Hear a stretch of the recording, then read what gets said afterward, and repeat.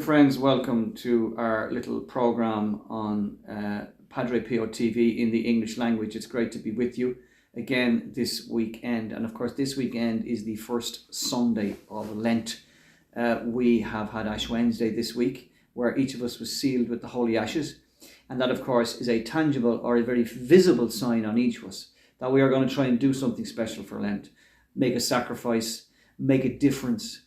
And of course, ultimately and fundamentally, it's about trying to make a difference in other people's lives, in how we love one another, and how we care for one another, etc. I suppose the three components of Lent for all of us Catholic Christians. Three components, and you've heard of them before, and you know what they mean, but let's look at them now this evening as we chat together. Prayer, fasting, and almsgiving. Prayer, fasting, and almsgiving.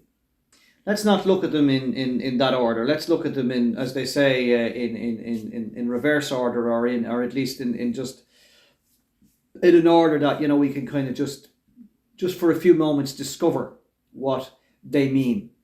And let's be absolutely honest, they do not marry very well with the world that we live in.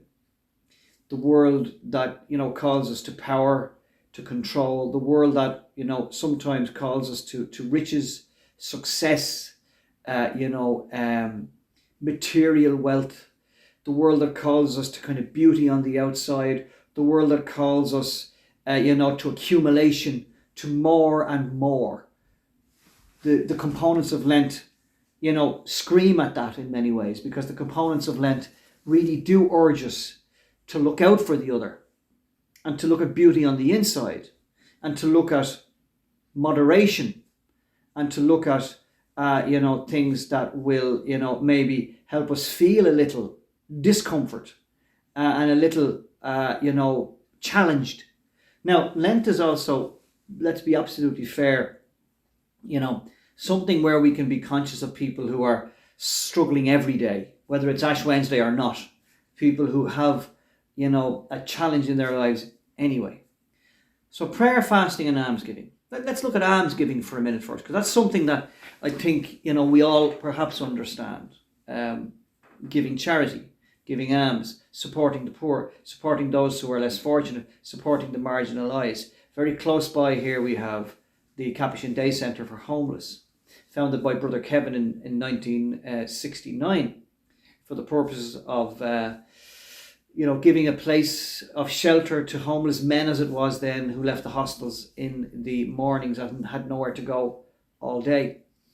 And 54 years later, the reality is many young families, young women and children are leaving hotels and hostels these very days, and going, out onto the streets with nowhere, for example, to feed a baby or change a nappy or look after a child. So the day centre and those, food kitchens are places where service users can feel warm and safe, and they can access other services too while they are there, including medical services and food and takeaways and things like that. And of course, so many people are, extraordinarily generous. And, the staff there, the team in the day centre there will tell you how blown away they are by the generosity of people, the generosity of ordinary people to make a difference. And that's not just for the Capuchin Day Centre, that's across the board, dear friends.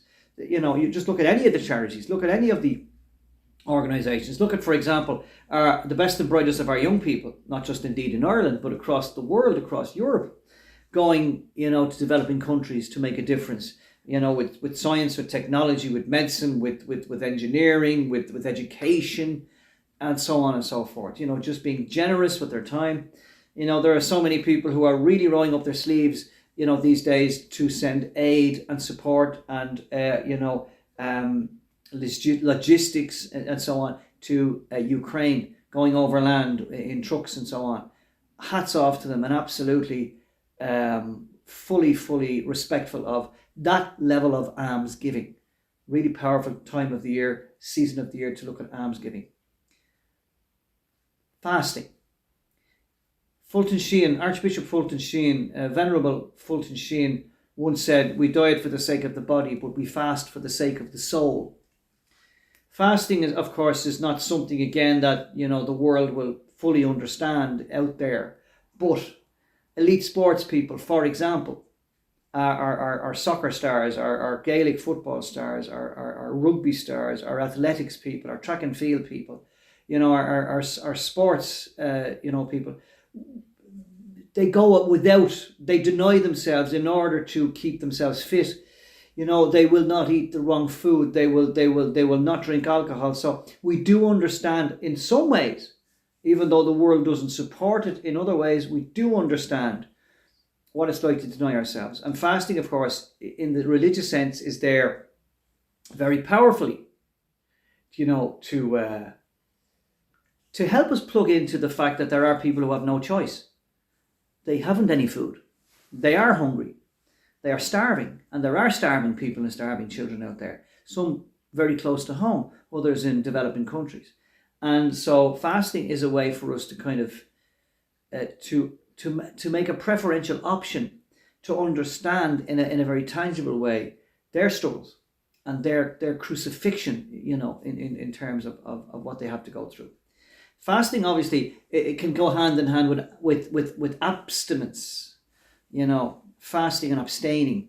So, you know, on Good Friday, and on Ash Wednesday and Good Friday, we don't eat meat. So meat, you see, in the past was the fare of wealthy people. So you know, vegetables and fish, you know, helped us to kind of understand maybe the simpler fare. Now, of course, today, you know, we have people who are vegetarian and vegan. I mean, my own relations. So, I mean, what about that?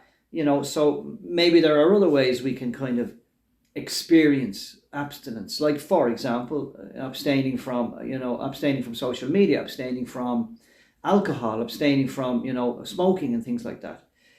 All of these things, again, really fit well with the season of Lent. And as I said, in some ways, they're not that popular with the world that says, you know, enjoy yourself, do what you like, you know, so you're not harming anybody. Prayer, of course, it's not something for Lent only, it's something all year round.